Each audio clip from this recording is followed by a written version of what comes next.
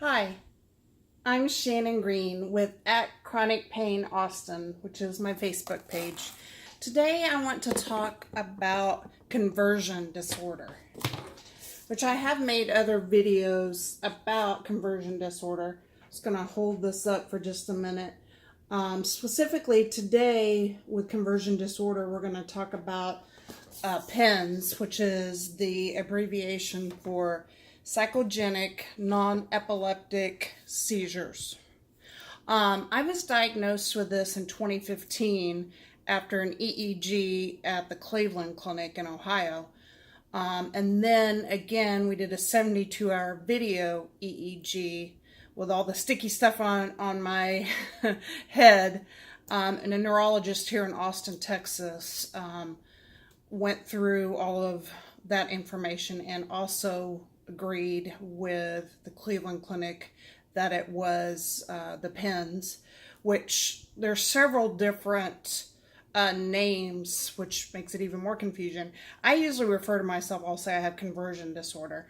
PNES is also something that's a big abbreviation, the PNES. Pseudo seizures, psychogenic seizures, FMD, which is functional movement disorder. So there's various names for it. Specifically today, I just want to talk about the seizure part of it. With conversion, there are many different things that are affected. Your cognitive ability, your ability to walk, poor balance, paralysis, blindness, deafness. All of these are temporary things that can happen with the conversion disorder. So in my case, I have the paralysis, which makes it difficult to walk, and I have a lot of falls. I also have the cognitive ability where sometimes when I'm really stressed and anxious, I can't even follow simple directions, simple steps for things that I know how to do, which is going to be quite embarrassing.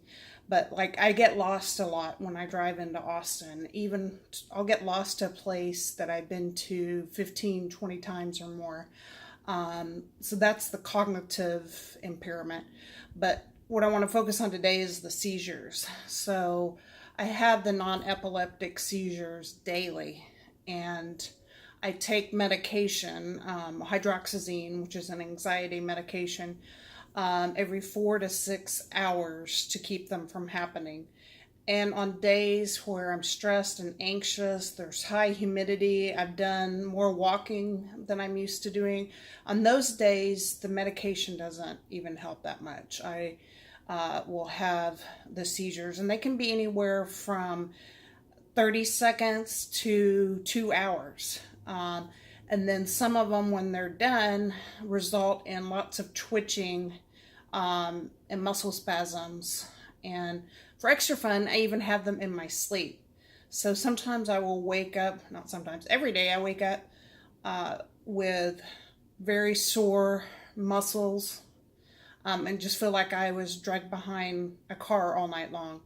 And I've had people witness me having these seizures in the nighttime. So anyway, I have them all day, all evening.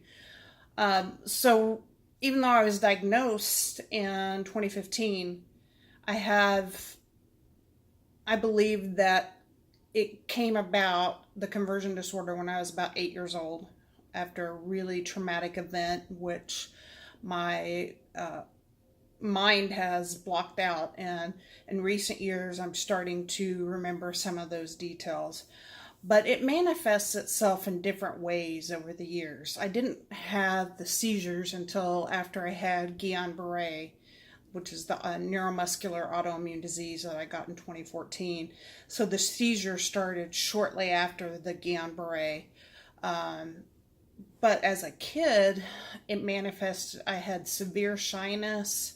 I remember being anxious all the time, wringing of my hands, lots of isolation, and I had a lot of acquaintances, but didn't really have that many friends. I had my one best friend, that we were inseparable for most of elementary school.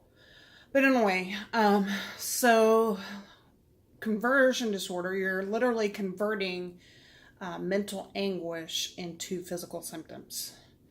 In my opinion, and it's just my opinion, I'm not a doctor, I'm not a nurse, that, and I was diagnosed with fibromyalgia years before the Guillain-Barre ever came about.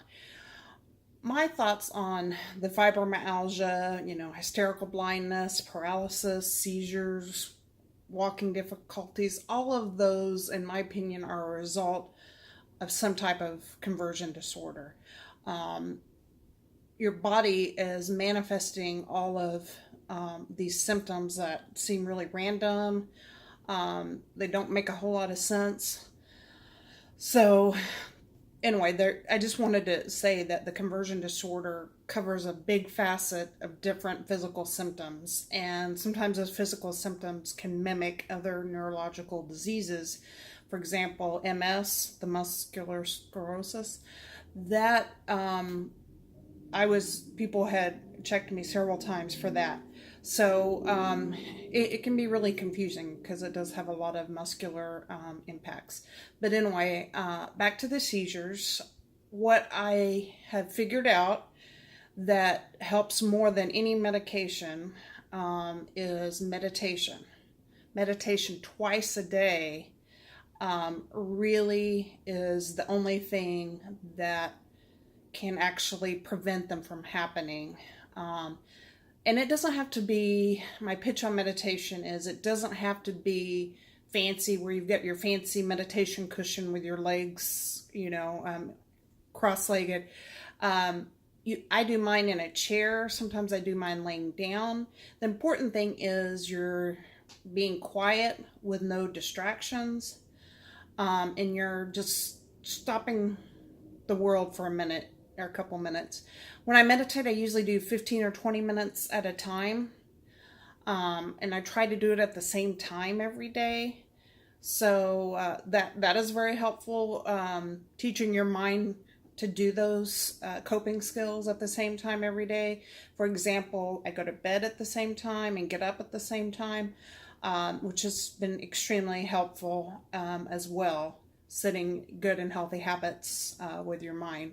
But I'll continue to make more videos on coping skills. And the good news is these coping skills cross a number of different disorders, illnesses, etc. I think the whole world can use meditation. It might be a much calmer place if everybody did meditate twice a day.